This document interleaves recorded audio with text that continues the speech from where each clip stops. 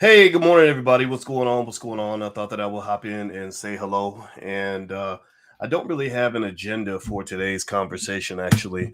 I just wanted to come in and really answer questions and just talk about a lot of things that I'm sort of noticing, things that are on my mind today, things that relate to wealth and life and everything in between. And what's up on Instagram? How you doing? My Instagram is the real Boyce Watkins. And welcome to drboycetv.com, the home for intelligent Black people. This is where we gather for smart Black conversations where we want to become better people and we want to learn and we want to grow. Shout out the city that you're from. Shout out your city. Constantly Conscious says, Boyce for life. I love you too. Thank you so much. Hey, Tony. Hey, Antonio. How you doing?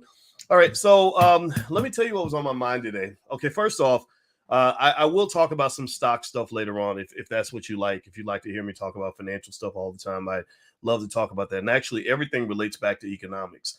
I talk about a lot of topics because the reason that people don't understand where Black wealth is going, the reason people don't understand why the racial wealth gap keeps growing, is because you don't understand that most of the things that you think have nothing to do with money have everything to do with money. The things that you think are not even related to money are directly related to money.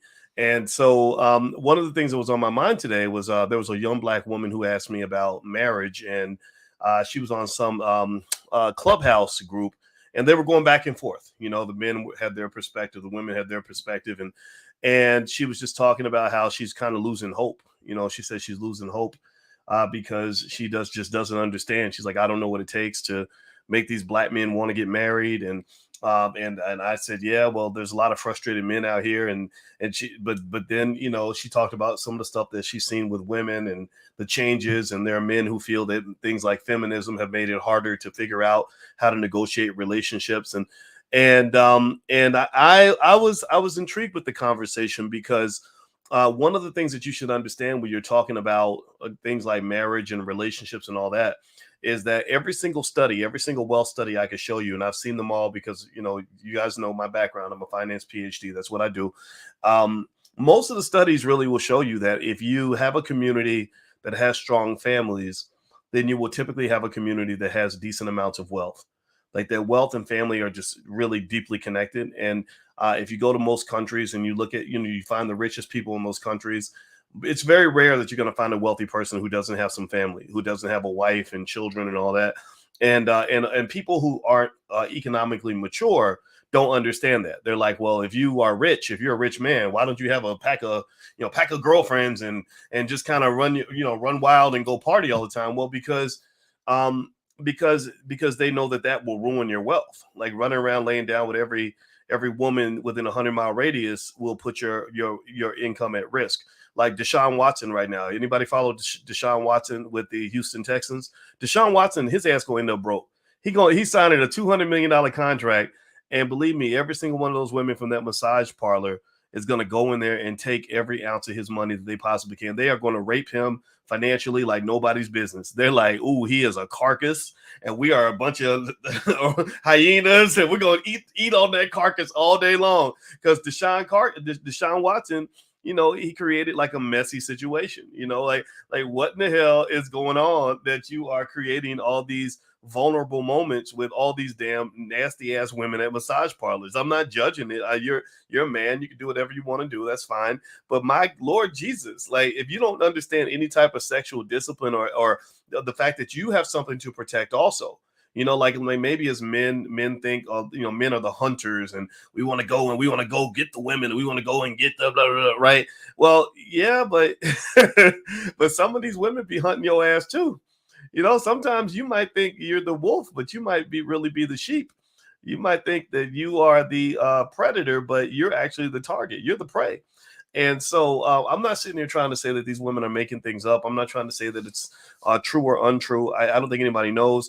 I'm also not here to say that we necessarily know which lines of appropriate versus inappropriate behavior were crossed. I think that smart men, should be aware that the lines of what is defined as appropriate behavior have really changed. I personally, honestly, at least, maybe I'm old school with this. I don't know. But my thought is, look, if you pay somebody to come to a massage parlor and they know what it is, and it's going to have a happy ending, there's nothing illegal about that. There's nothing exploitative about that if both parties signed up for it. And the reality of life is that, trade-offs for sex and money occur all the time.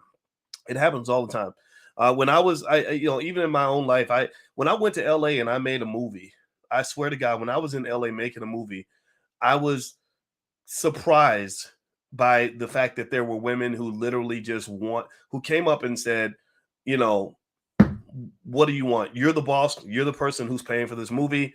I want to be around you, and you know what it means. You know what I'm talking about. I'm not, and I wasn't into that. Like that's not. I'm not that sucker. I'm not the guy that's gonna get you. You're not gonna catch me with the banana in the tailpipe. But I was really curious about it. I was very curious about it because I saw that there's a culture that just says, look, if you have the man in charge, there are going to be starving actresses who are looking for opportunities. They're like, look, I'm having sex every day anyway. I might as well have sex with a guy that can pay some bills, right? And this is something that happens all throughout society. And for some reason, we've decided to act like that doesn't occur. We've decided to act like anytime those trade-offs occur, that somehow it must be the man's fault. It must be because the woman was an innocent little victim, like a little child. Women are not children. Women are grown-ups. And that the men are just somehow these predators who are exploiting people. In some cases, that might be true, but in many cases, it's not true. And so with Deshaun Watson, I don't know what's true and what's not true. But what is true is that it doesn't matter what's true. See, what is true is that it doesn't matter what's true.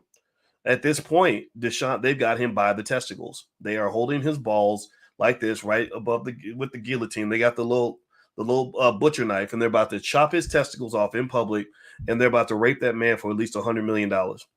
So my point is to say that that when you're talking about things like wealth, accumulation of wealth, the preservation of wealth, things like that, I want you to compare LeBron James to Deshaun Watson. LeBron, two talented athletes, two men who attracted a lot of women because they were very successful at what they did, and one guy is about to be a billion or just became a billionaire. The other one is about to get like his ass handed to him financially. He's literally about to go through $100 million worth of payoffs for things that he may or may not have done wrong. Right. So anyway, do me a favor, hit the thumbs up button, thumbs up, share, subscribe if you haven't done it yet. Also, if you want to take a look at some free stuff that we have in the Black Business School, like our Powernomics training, which we do every Wednesday night. We're doing one tonight. Dr. Claude Anderson said he wants to be here tonight. So if you'd like to join us for Powernomics training, it's free to the community. Just go to boycewatkins.com, or if you're on Instagram, just hit the link in the bio. You can join us tonight at 8:30. So anyway, let me keep going. All right. So today when I was talking to this young lady about things like marriage, and here's one of my thoughts on this, right? And I hope it's okay if I bring Uncle Boyce in the building to kind of give a perspective that's not based on necessarily any particular type of science, other than the fact that there is some financial science to say that this does make sense. I think that if you're thinking about things like marriage, you probably want to approach it in a very deliberate, very conscious sort of way. You can't approach it in the unconscious way that we tend to approach our relationships. Love and relationships and sex and lust and attraction are all very unconscious processes. You feel a certain way, you make a move, you're almost, it's almost like you're on a drug. Like when you fall in love, you literally almost like a person that's on drugs. That's what the studies show. And the next thing you know, you end up in these situations, right? Bad relationships, got kids everywhere, or a child with somebody you don't like, or messed up marriage that's costing you all your money, things like that. I think that a person who's smart, I think that a smart wealth builder in the Black community right now today is a person who approaches marriage or even dating the same way you approach business. I really do. I really believe you can't separate the two. Like you can't have a well put together, super tight business life and then have a raggedy ass dating life and expect that one is not going to spill over into the other. Because basically you're going to end up shitting where you eat, and it's going to ruin everything. Everything's going to taste like shit. Even your success will taste like shit. And why do I say that? Well, because the thing is that I figured this out. I was talking to a young lady about that today who was asking me some questions about it. Black people are confused as hell about relationships. People are just confused. The men are confused because Feminism kind of makes things weird, like where you're like 1 minute you're supposed to be, you're supposed to be this leader of the household. The next minute you're supposed to let her lead, and the next minute you're supposed to lead again. Then the next minute you're supposed to change this, and it's very confusing, I think, for a lot of men, especially when you are talking about relationships where you have women who want it all, who want to go do their thing. They want to become professionals too, and they want to do all the things that were traditionally done by men and sacrifice for their careers and everything else. A lot of young black girls grew up in households where their mothers told them, "Don't think about boys, think about your job." Give me a yes or no if you grew up in a household like that, where your mother just told you, "Don't think about the boys, think about the degree. Don't think about the boys, think about that. Think about your profession. Don't think about the boys, think about your money." Right? And so you got these two people coming together, and men, we're kind of ambitious men anyway. I don't know about the losers. I can't speak for the losers, but ambitious men, we're already wired like that. Like I was already, when I got with my wife, I was already wired to go, go, go, go, go, go, go, go, go. I've been like that since I was 19 years old. I have been the ultimate hustler since I was 19 years old. When I was a kid, I literally was the guy who stayed in the library extra hours, went, took extra classes, pushed extra hard in order to be successful because I wanted to be somebody, right? So you're bringing the energy where you got these two go, go, go type people in a marriage. And on one hand, it's a good thing because you have kind of this old overdose of accomplishment. You got these two superstar people that are kicking ass and taking names and all that. But the downside of that is that's a lot of masculine energy. That's not, it doesn't mean that she can't be a woman and everything else, but that's real aggressive energy. And what I have found is that men we respond differently to masculine aggressive energy than we respond to feminine energy. Feminine energy brings out, I can only speak for myself, I'm probably telling myself, but when I see feminine energy, I become more protective and more loving and nurturing. When I see a competitive energy, I can sometimes end up competing. Like you can end up being like, okay, well, no, wait, it's about me. No, it's about me. No, it's about me. It's about me. Well, what about my stuff? What about my, and next, and then next thing you know, you get this complete shit show where two people are literally in a relationship and they become competitors with each other. And you're dealing with your spouse not as this nurturing, loving little creature that you got to protect, but it's like another dude. It's like two dudes in the locker room. Like when dudes, like if you have two guys that are both football players, they kind of just stay out of each other's space. Like they don't, men are territorial, men are kind of mean, stuff like that. And so sometimes I think I see all that energy popping up in relationships, right? And then there's a point where maybe the woman doesn't feel like she's getting the type of protection she deserves as a woman, and the man doesn't feel he's getting the support that he would like to have as a man. And this would that term alpha female, I think, could be appropriate. I don't know. But it's not a dismiss. It's not a diss on the alpha female mindset, but it does say that dealing with an alpha female is very different from dealing with a really feminine person that's really there to be in a more supportive kind of role. They kind of says, "Go, baby, you go take first place. You jump out there out front. I'm going to sit in the back and I'm going to support you in the back." Right. But then you got two people that want to be out front. That requires negotiation. It requires a lot of negotiation. There's a lot of awkwardness there. And I think the awkwardness is also added to from the fact that in many cases, both of those people grew up in a household without a father. So they never really saw a father in the house every day that their mother was constantly working with and negotiating with to make the household a balanced place to live. I was lucky enough to see that. I saw my mother get out of my father's way. When my father got real, like high testosterone, my mother would just be like, "Well, that's your father. Just leave him alone." Right. But the same thing would happen. But then I also saw my father submit to my mother. When my mother got, when she got riled up about something, maybe it's her Jesus or whatever it was, my father knew like, okay, you better watch out, or no, we will respect your mother no matter what. Right. And these sorts of negotiations are things that a lot of people don't get to see anymore. And I think that when you sort of bring two people together who never saw any of that, who are trying to figure it all out in a world where you don't know what you're going to get when you're dating somebody, it becomes confusing as shit. It becomes very confusing. And when it becomes confusing and then it becomes chaotic and then there are problems and issues, all these things are going to pretty much murder your ability to really go and accomplish things you want to accomplish in terms of business. The benefits you might get from a great partnership between two ambitious people, you lose all that because everybody's boxing and fighting and ego tripping and going back and forth. And so here's my suggestion for anybody that wants to overcome this. This is Dr. Boyce, the finance guy, and Uncle Boyce together, coming together to share this perspective that I really think you may want to consider. Treat your marriage or your relationship like a business, and with every business, you must properly invest in that business. That means that you, when they use that term marriage license, I think that license term should be a real term. Like, I think marriage license should be similar to, like, say, a driver's license, where you shouldn't be allowed to do it, and you shouldn't allow yourself to try to do something like that unless you truly got a license that shows you how to handle that bitch. Marriage, when two people have different agendas and different expectations, it can become a complete shit show if I'm going left and you're going right, and vice versa.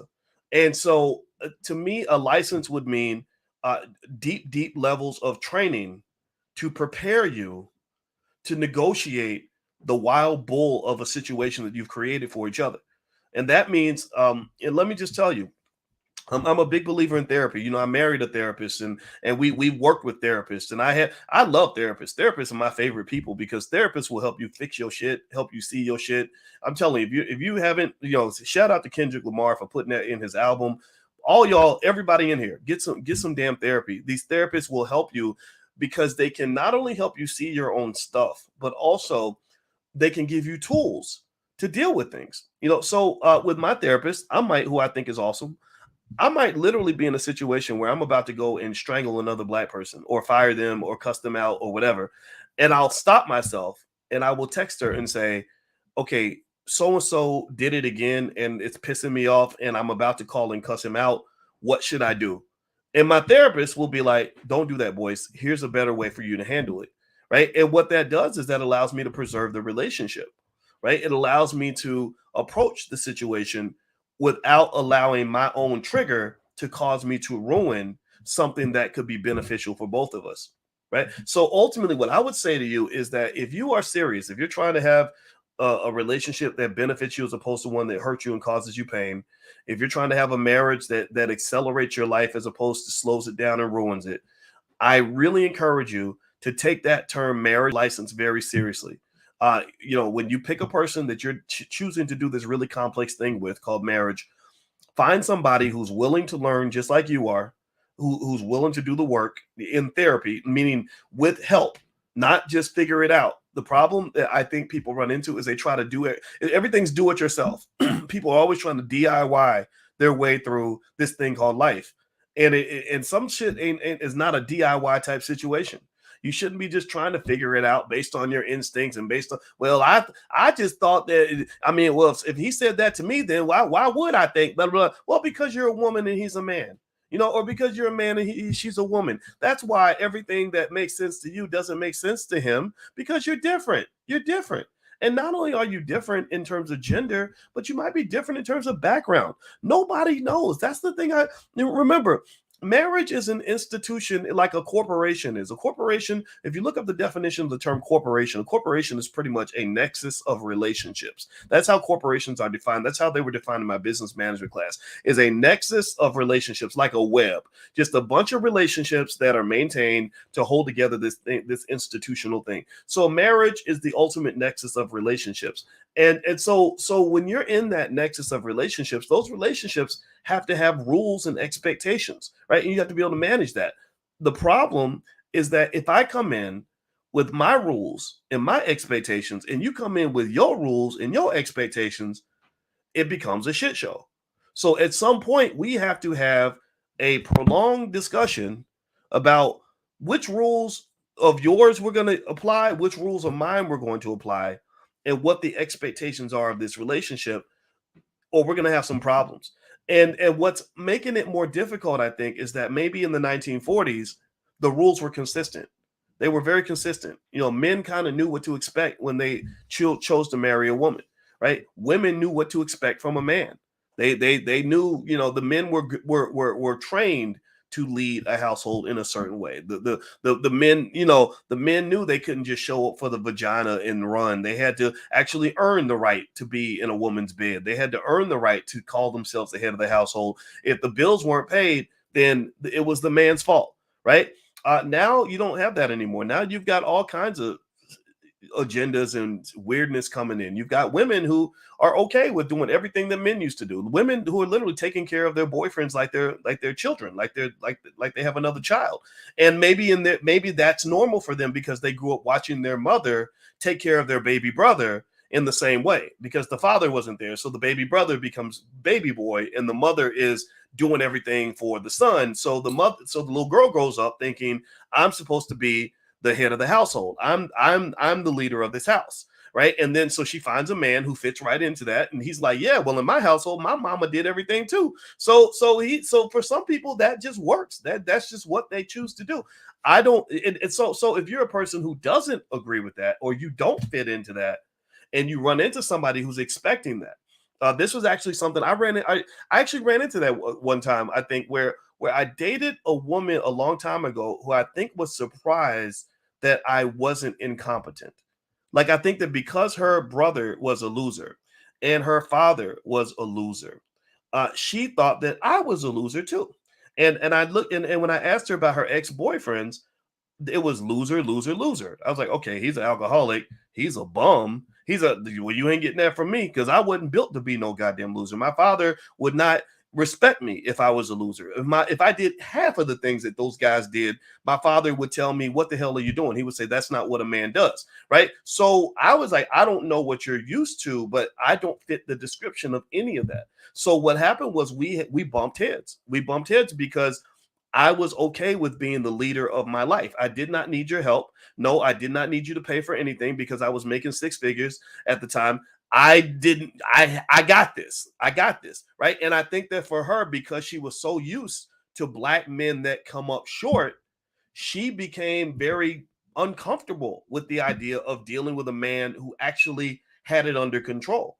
Right. And so ultimately it's I think that I wasn't the right man for her. I think that another loser would have been the good choice for her. Because so sometimes the thing that we complain about the most might end up becoming the thing that we pick because that's what we're used to.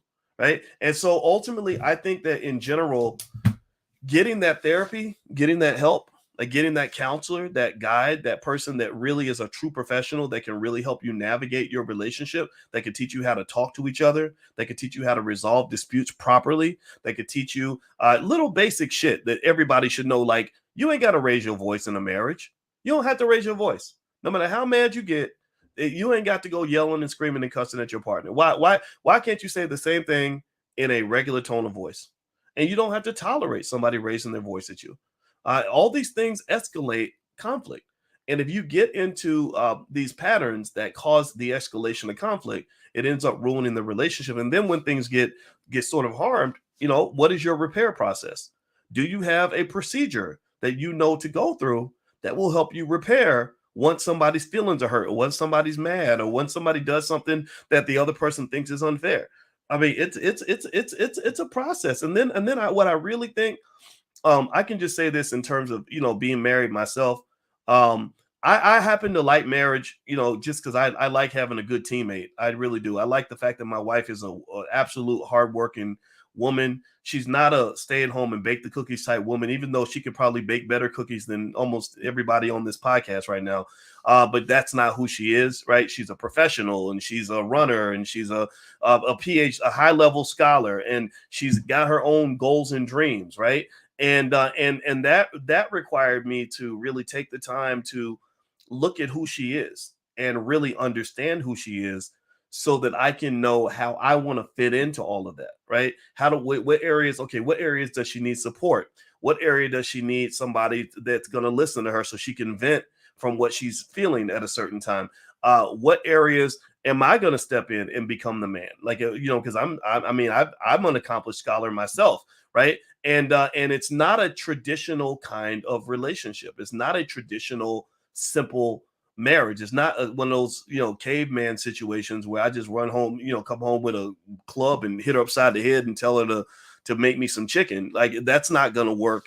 But at the same time, it's not a overly modern scenario where I have to somehow take a feminized role in the relationship, because I'm not going to tolerate that. That's not going to be fun for me.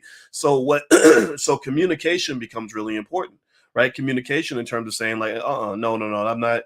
That doesn't make me feel good. That makes me feel emasculated. We're not doing that, you know. But then also at the same time, when you talk about masculinity, I think on the internet there's like for some segments I've seen really distorted perceptions of masculinity that are absolutely harmful. That will lead you to an early death. That will lead you to bad situations.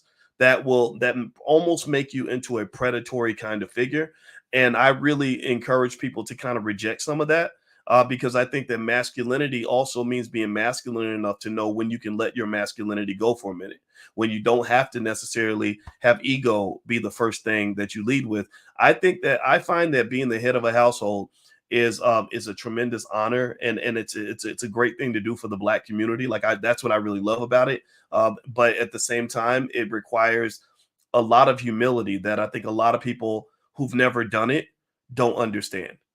So any guy who kind of thinks that the man is always supposed to tell everyone else what to do and that everyone else's feelings don't matter and that you can just sort of just march around and pull your penis out on the table everywhere you go, those are not really real men. Those are men who've been watching too much goddamn TV. They've been listening to too many rappers. And you see rappers, look at rappers and look at their lives. Rappers have shitty lives. Rappers, I mean, they give you this false perception of this hyper masculinity, like I'll slap a hoe and ain't no hoe gonna tell me what to do, right? And look at them. I mean, but look at their lives. Most of them are broke. Most of them are hooked on drugs. They're gonna die as drug addicts. Their children won't respect them. When you got baby mamas everywhere. Ain't no kids gonna respect you when you got kids. Your kid's gonna look at you and be like, "Damn, daddy, you have no discipline. You a scrub, daddy. Like you just went around and splattered your seed in every woman within 100-mile radius, and now you crying about it." A lot of them are dying young. They're dying in their fucking 20s. You're not supposed to die at 23 years old, but for us, that shit's normal. We think that's normal. It ain't normal to die in your 20s. It ain't even normal to die in your 50s. It ain't even normal to die. It ain't even normal to die in your 50s, but your 20s and 30s, my Lord Jesus.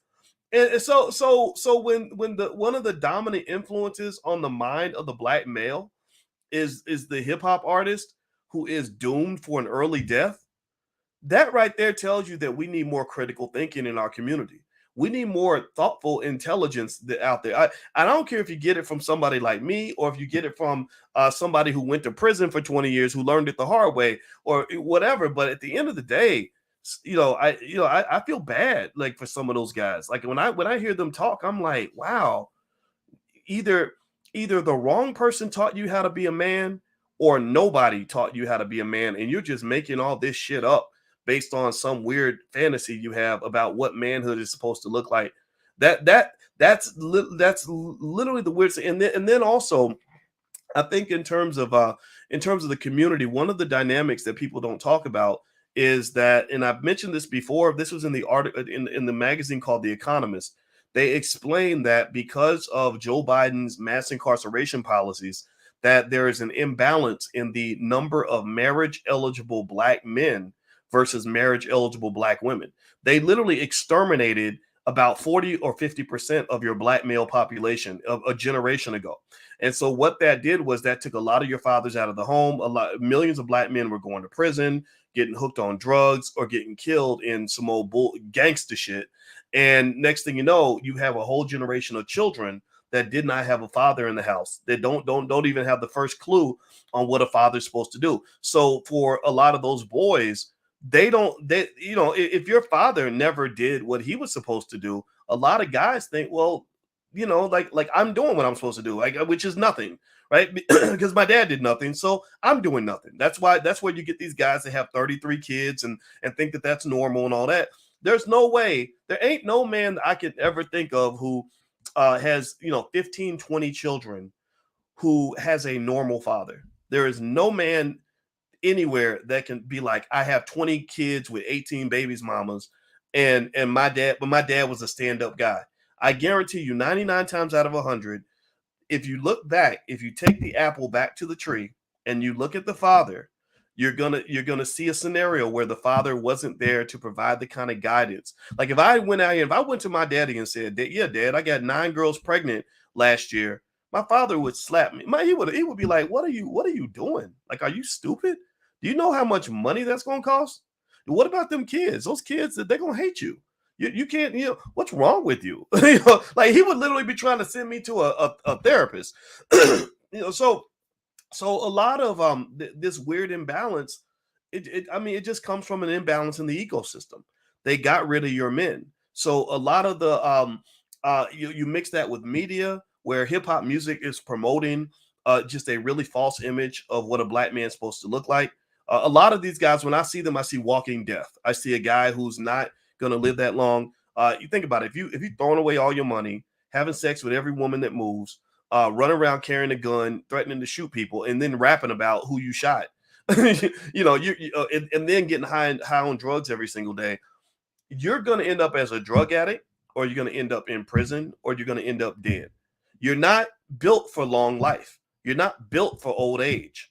You're not built to live to retirement. You're going to die young, most likely, or you're going to get incarcerated young, and then no one will ever see you again. And so this false image of the black male is being pushed out through the music.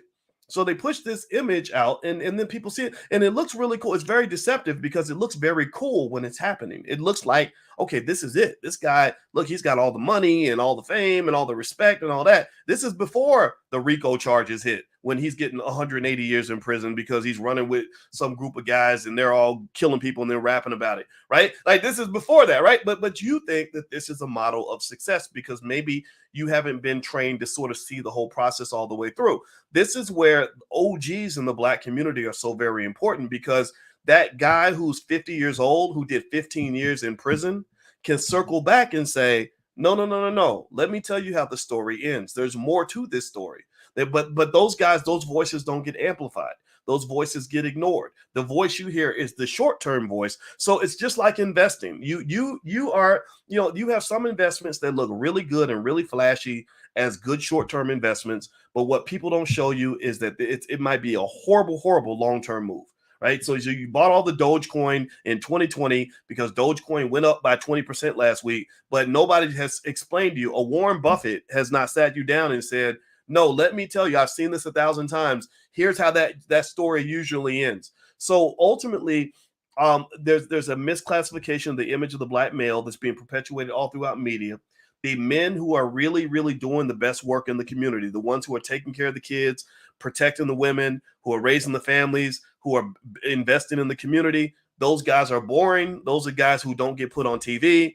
And so next thing you know, the women themselves are chasing the guys who are the most interesting guys, right? The fun guys, right? The guys who have all the status, right? Again, that blingy rapper who's going to die by the age of 35, he seems really cool. If you're a 24, 25-year-old girl who never ever saw a real man on a day-to-day basis in her household.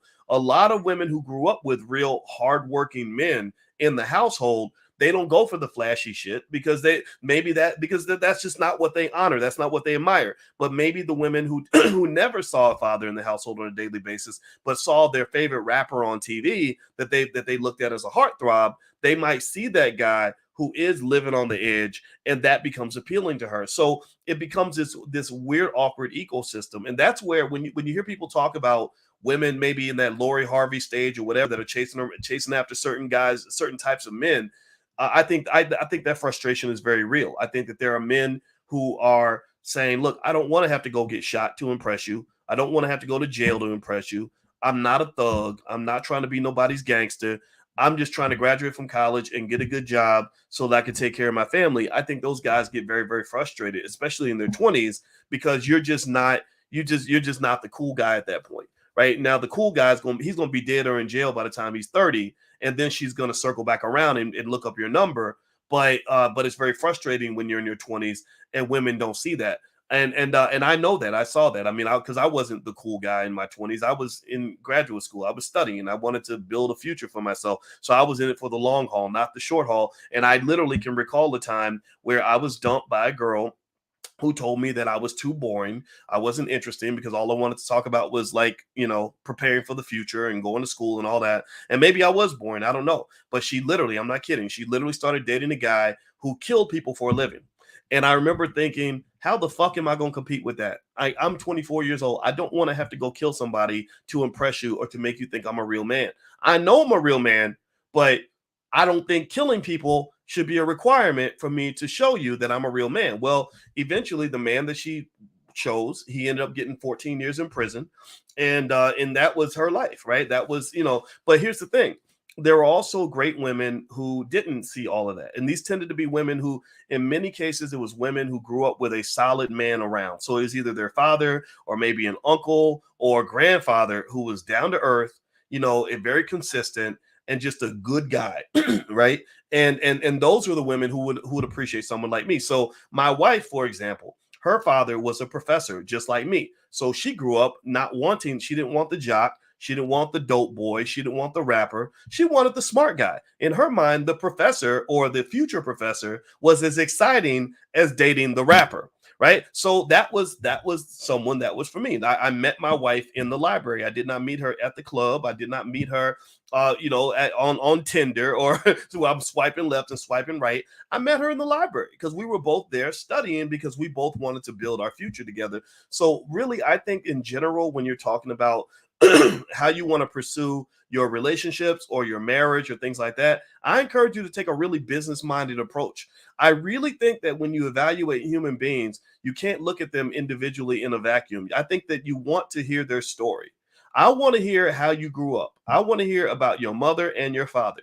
I want to hear about your previous relationships because that's going to tell me everything I need to know about your mindset in general. I want to hear everything, and I want to, and I'm going to listen because then at that point I can decide if this situation is something worth me investing in, and is this going to give me what I want. And then once we decide to make that investment, then I'm going to have a talk with you about the rules of this situation because relationships are so confusing for so many people. Men are confused by feminism, women are confused by men. I think that you have to really have a conversation like, okay, how's this going to work, and how are we going to resolve disputes? How are we gonna manage our money together? What are your long-term goals? What are you trying to accomplish in your life? And how do you feel about the things I'm trying to do? How do you feel about my family? That's another thing too. A lot of people don't know this, but when you marry somebody, you are marrying their family. You are married, you are dating, and you're marrying their family. So if their family is a complete mess, that might be something to reconsider, unless they live far away from their relatives and don't have any contact with them, which creates a whole nother dynamic. But in general, I think that not considering the family of the person that you get with is a huge mistake. I really do. I really think that, again, because you're making an investment and it's not a financial investment, it's more important than money. You're making an investment of your life.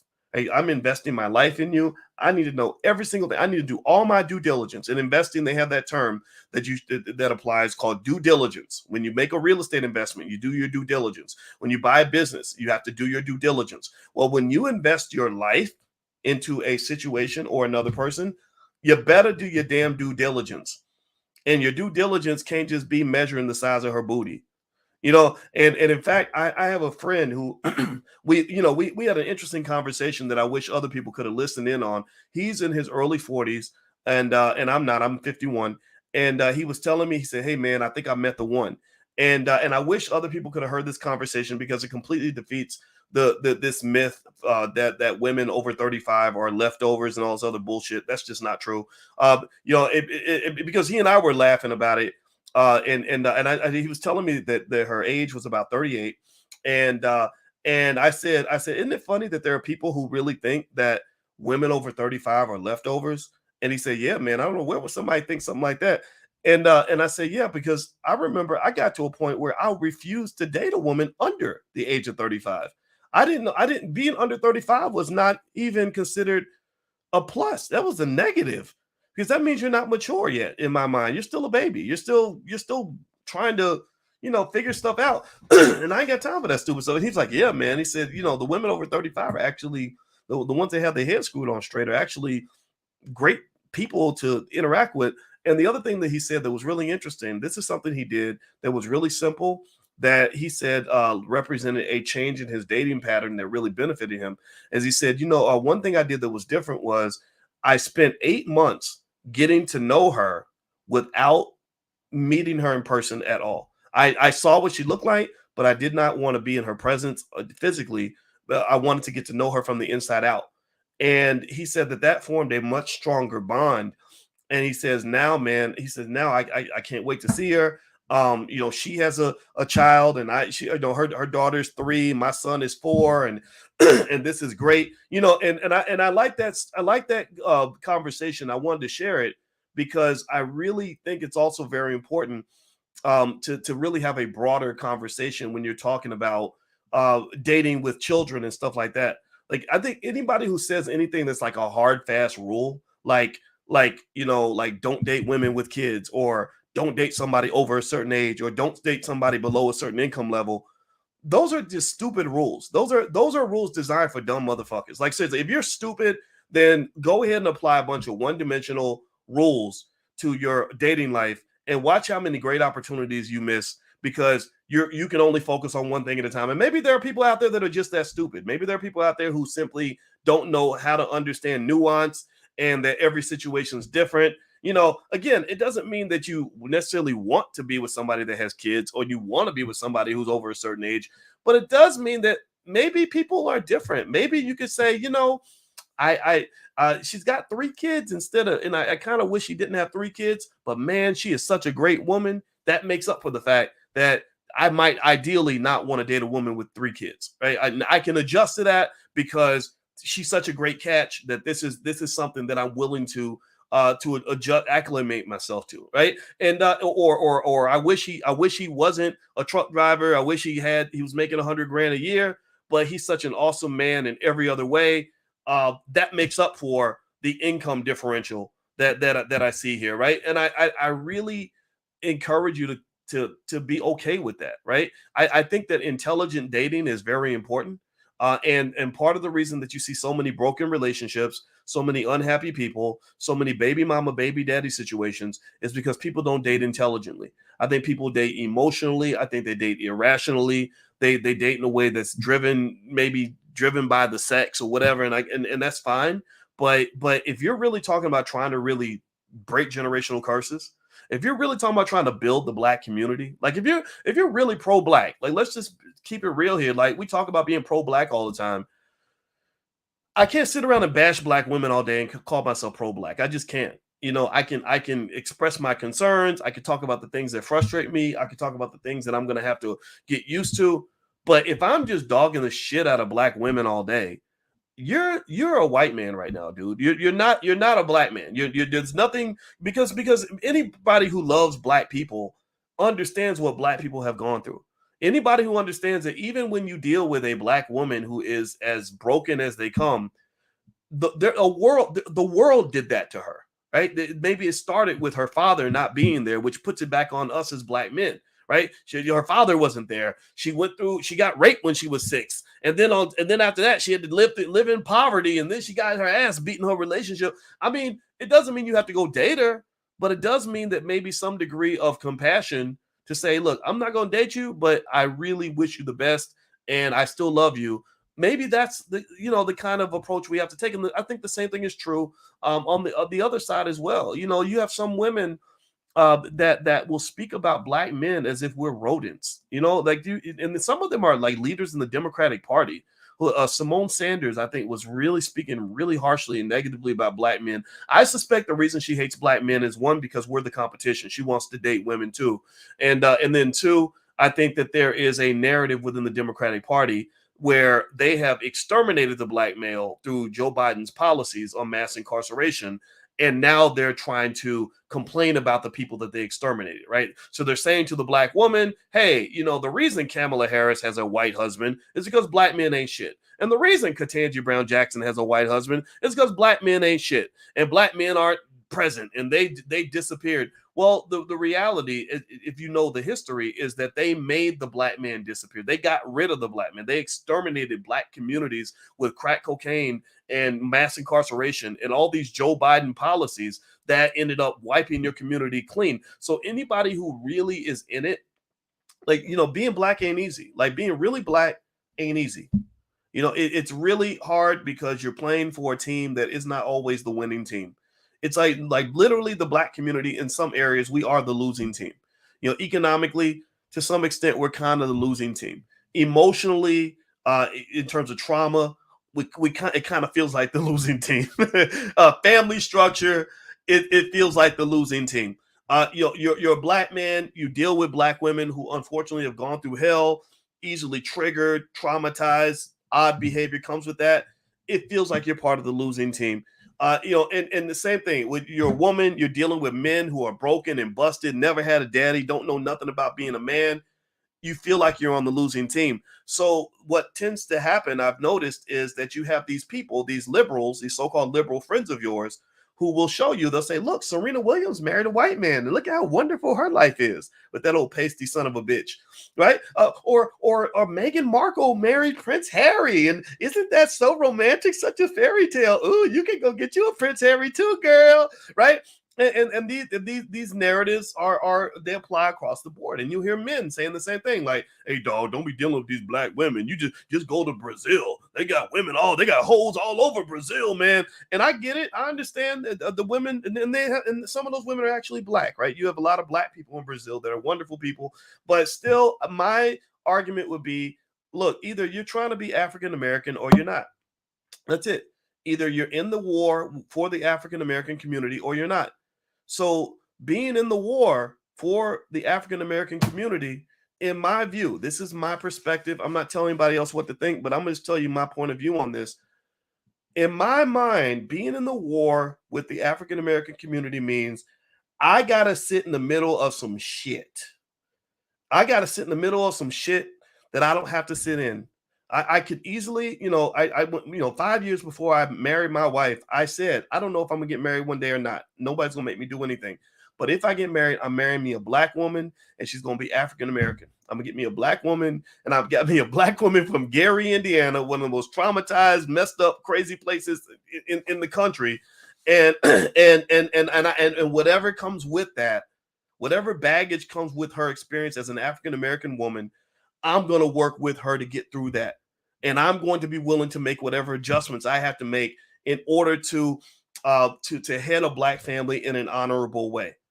And because you cannot be pro-black if you're an anti-black woman, you cannot be pro-black if you're an anti-black man, you cannot be pro-black when you're an anti-black family.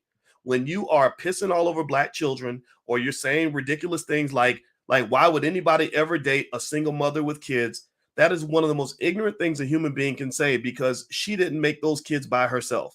She didn't make those kids by herself. It doesn't mean you have to go marry a single mom, but it does mean, my Lord Jesus, you had a single mother. Your mother was a single mom. How would you feel if somebody said your mother was like she got some kind of virus, like she's got cootie, she got monkeypox because she had children and she raised and fed your raggedy ass when nobody else did?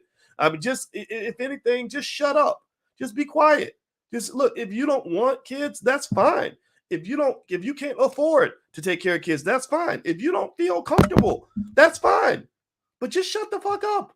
Just because somebody's got anybody who's if you're a man, if you are a man, you are responsible for what is happening in your community. And as a man, when the children are suffering in your community, that is your responsibility, even if they're not your kids. Now, this is not a message for every man. Some men ain't gonna get it. Some men are gonna say, "Oh, I don't get it, man. Why would I want to?" That's fine. Sit to the side. And the real men in the room, I'm talking to you right now to just say, "Look, man, look. I'm not telling you who to date or how to date or whatever to do, but I'm just telling you that all these kids are our kids." So when these raggedy motherfuckers, this is why I get real impatient with these guys that go out here and just make babies and abandon them. These kids are everywhere. And these kids, if we don't intervene on some level in the lives of these children, they grow up and they become gangbangers. And next thing you know, your daughter then got shot up at a party by some child who was neglected his whole entire life because nobody took responsibility for that little soul who was growing up and being neglected by the world because his daddy abandoned him. A black man abandoned him. And so now he's growing up and now he's a menace to society and killing people because he feels like nobody loves him. It all starts with love. So I just really think that when you're talking about what it means to be pro-black, you got to figure out, how does black family fit into my definition of pro-blackness? This is not in any way me telling anybody what their dating preference needs to be. I am not on any level telling anybody you should go get married like I did. I waited till my 40s to get married. And believe me, marriage takes a lot of work. I totally don't blame you if you choose to do something different. What I am trying to say though is that some of this talk is kind of crazy and chaotic. And I think that there's a way to have intelligent conversations. And I would encourage anybody who gets it, anybody who gets what I'm saying here, the number one piece of advice I will give you right now, and then I'm going to be done for today, is date intelligently. Date intelligently. You know, you have an agenda. You have your own black agenda. Date people who are kind of on a similar agenda. You know, the knuckleheads that look good and all this other stuff. You got to walk. You got to know how to walk past that. You got to do your due diligence. Do your due diligence. Value yourself. Value your life. If you value your life, you won't let any raggedy person into your space.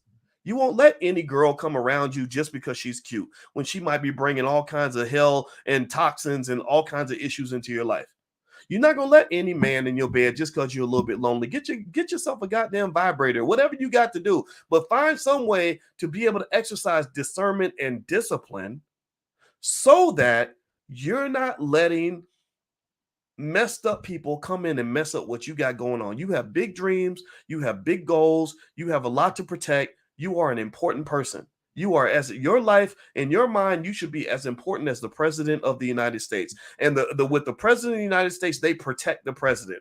You can't, just anybody can't get around the president. They don't have the president out here without security. The president, you can't get, you try to get close to the president, they'll beat you up and maybe shoot you. They don't let you get close to the thing that they value the most. If there's an emergency, they whisk the president off to make sure the president's safe. So in my view, your life, your reality, your space, your peace, your happiness should be as valuable to you as if you were the president of the United States.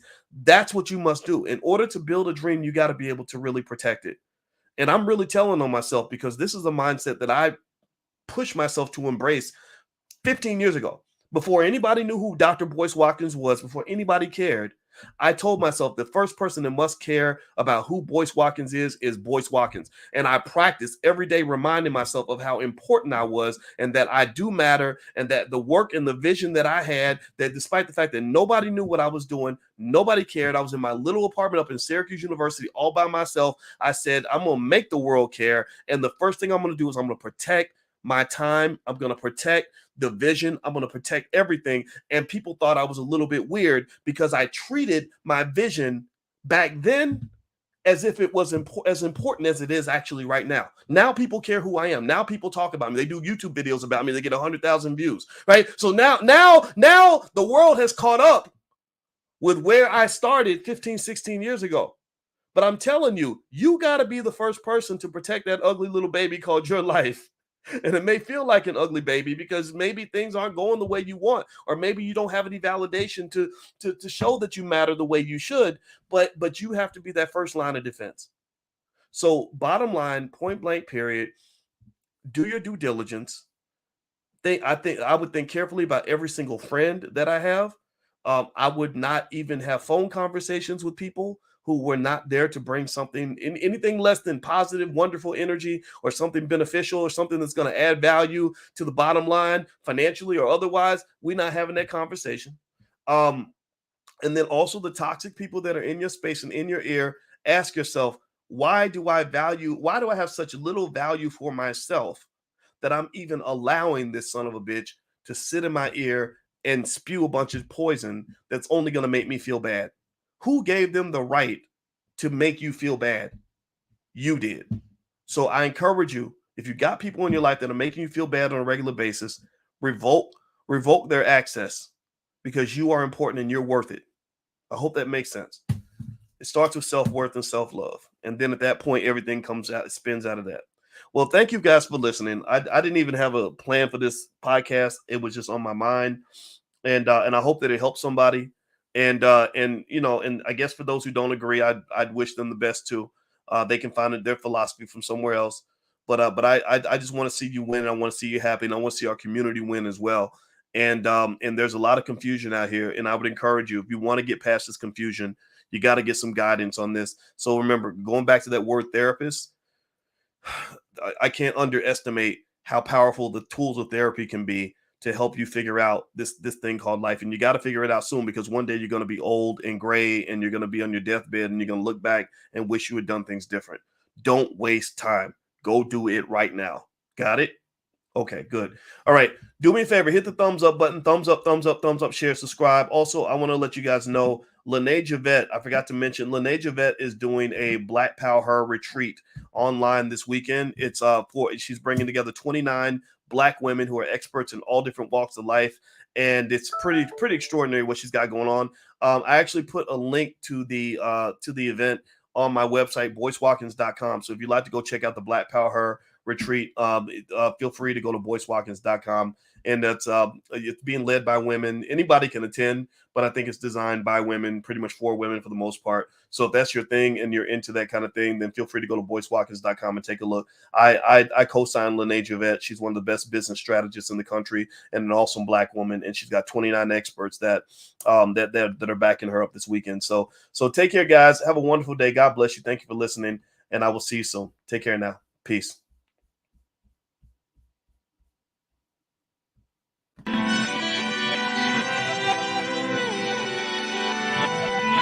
Here we are, clearing the isms, cataclysm, great. Our people out here struggling, trying to make it in this state. Everybody out here doing it, but we the ones who late. Now family, we the ones who gotta delegate. Get that money in the power, never be fake. Stick to cosign for 3. What did he say? Create jobs, support our own. Educate the same and buy back your home. Got 3 degrees, triple 10. 3 PhDs, now we on the CNN.